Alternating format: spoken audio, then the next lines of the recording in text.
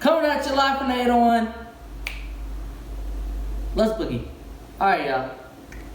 I have a very special episode for you today. It's almost Super Bowl weekend.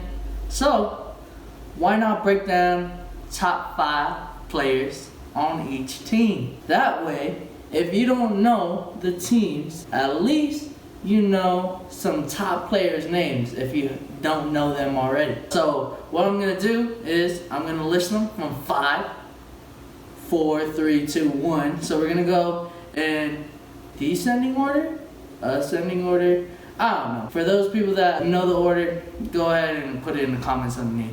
Anyways, we're going to start at 5, go down from there. Okay, so without further ado, let's start off with the Chiefs 5. Their 5th best player on the team is Chris Jones. For y'all who don't know who that is, it's a big dancing bear in the middle of that D line. He stops the run. He's an absolute animal. He's always in the backfield. He's always somehow getting to the quarterback or the running back backfield. So that's who we're going to start off with 5. So with 5 for the Niners, I'm going to start it off with a splash. Joey Bosa. And people are probably losing their minds right now, but Joey Bosa is 5 for me. Being that he's been a rookie, obviously his sacks are there and his stats are there. He's been having the big splash games. He's a monster, don't get me wrong.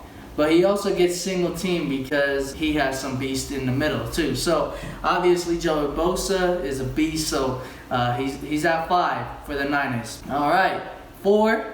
Let's go with 4. For the Chiefs, we're gonna start it off with the Swiss Army knife. He's all over the field. He's in the box. He's in the backfield playing coverage. It's the Honey Badger.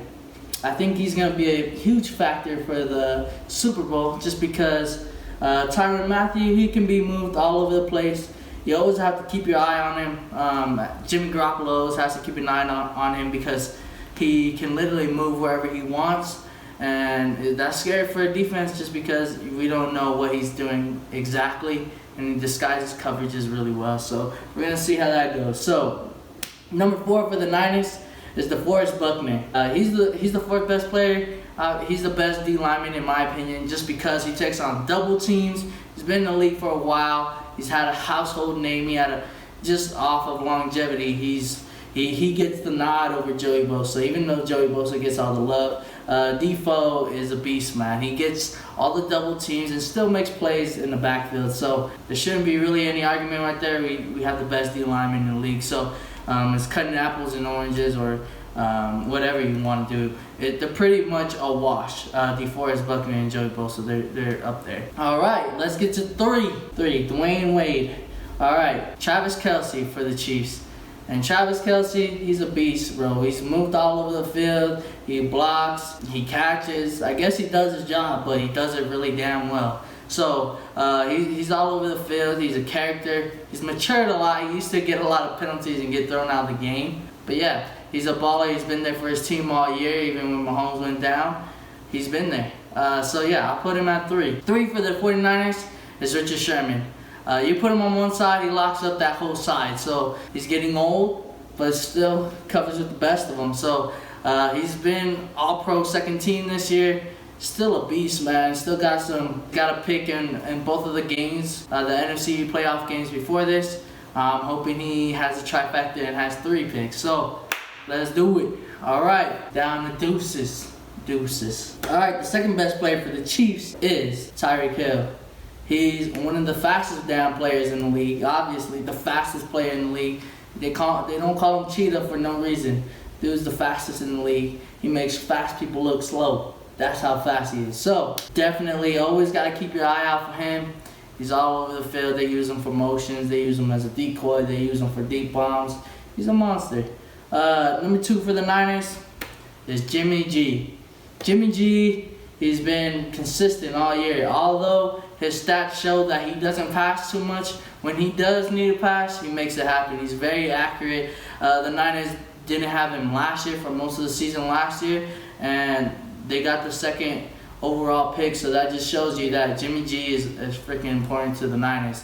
Whether you like it or not, if you're a hater or not, the bottom line is, dude's winning and he gets the W. That's the most important stat line that you need to know.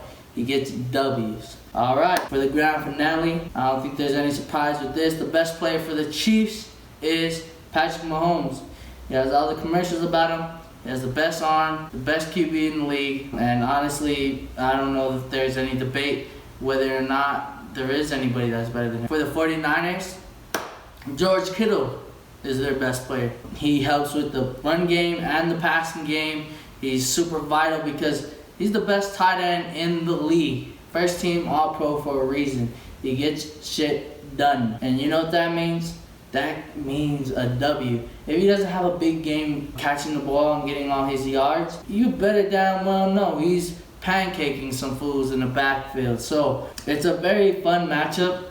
The fun thing about this is that both the Chiefs and the Niners both lost their best player in the middle of the season and still got W's. So it's not like the whole team is on Patrick Mahomes' back or George Kittle's back, but it is very nice to have them, and their teams are both very solid because they've won games without them. So without further ado, that's my opinion.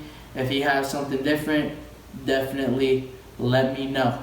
Alright, thanks y'all.